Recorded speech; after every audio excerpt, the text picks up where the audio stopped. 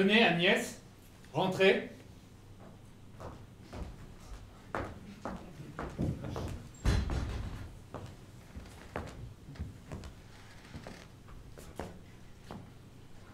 La promenade est belle.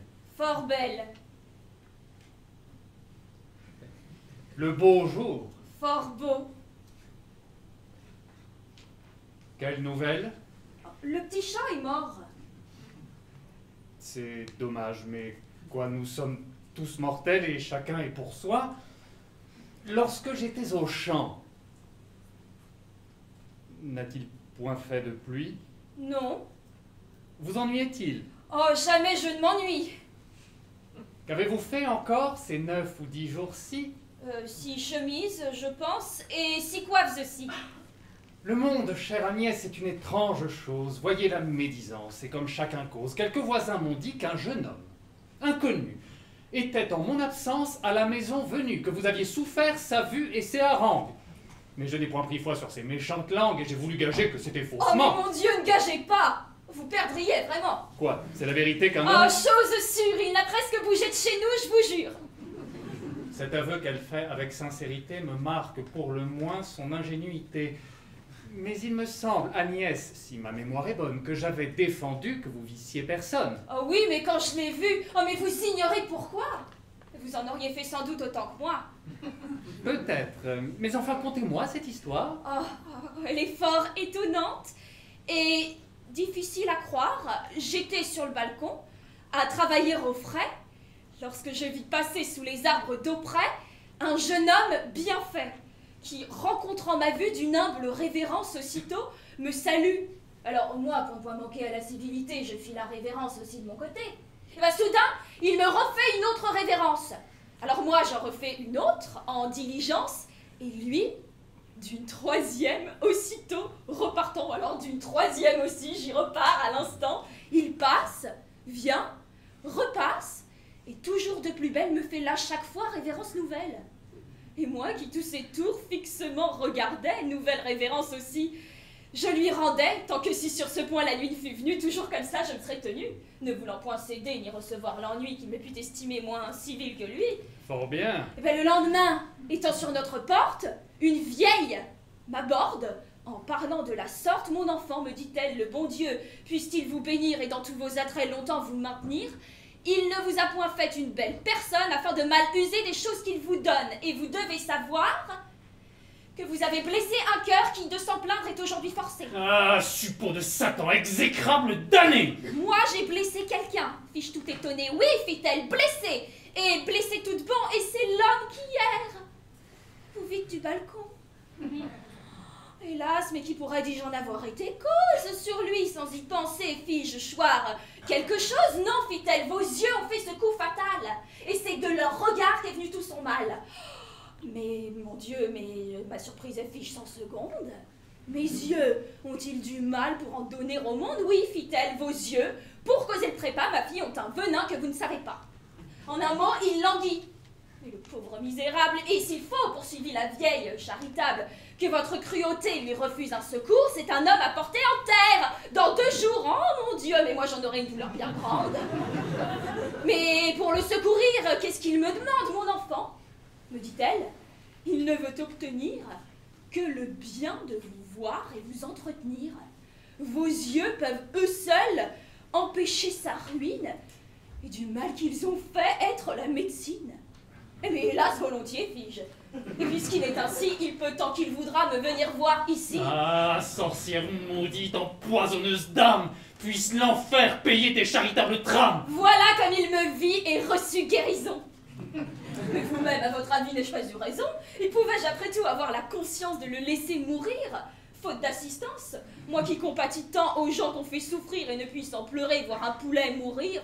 Tout cela n'est parti que d'une âme innocente, et j'en dois accuser mon absence imprudente qui, sans guide, a laissé cette bonté de mœurs exposée aux aguets des rusés séducteurs. Je crains que le pandar, dans ses vœux téméraires, un peu plus fort que je, n'ait poussé les affaires. Mais qu'avez-vous, vous grondez, ce me semble un petit. Est-ce que c'est mal fait ce que je vous ai dit? Non, mais de cette vue, apprenez-moi les suites, et comme le jeune homme a passé ses visites... Oh, et là, si vous saviez comme il était ravi, comme il perdit son mal, sitôt que je le vis, le présent, qu'il m'a fait d'une belle cassette, et l'argent qu'on a eu notre Alain et Georgette, oh, vous l'aimeriez sans doute et diriez comme nous. Oui, mais que faisait-il étant seul avec vous? Il jurait qu'il m'aimait, d'un amour sans seconde. Il me disait les mots les plus gentils du monde, des choses que jamais rien ne peut égaler, et que chaque fois que je l'entends parler, la douceur me chatouille et là-dedans remue un certain je ne sais quoi dont je suis toute émue. Ô fâcheux examen d'un mystère fatal où l'examinateur souffre seul tout le mal, outre tous ces discours, toutes ces gentillesses, ne vous faisait-il point aussi quelques caresses? Oh, tant! Il me prenait et les mains et les bras, et me les baisait, il n'était jamais là. Ne vous a-t-il point pris, Agnès, quelque autre chose? Il m'a Quoi? pris Hein? le... Plaît-il? Je n'ose, et vous fâcherez peut-être contre moi. Non! Si fait! Mon Dieu, non! Jurez donc votre foi. Ma foi, soit! Il m'a pris, non, vous serez en colère. Non! Si! Non, non, non, non, diantre! Que de mystère! Qu'est-ce qu'il vous a pris? Je souffre en damné! Il m'a pris le ruban que vous m'aviez donné. À vous dire le vrai, je n'ai pu m'en défendre. Passe pour le ruban! Mais je voulais apprendre s'il ne vous a rien fait que vous baisez les bras. Comment est-ce qu'on fait autre chose? Non pas!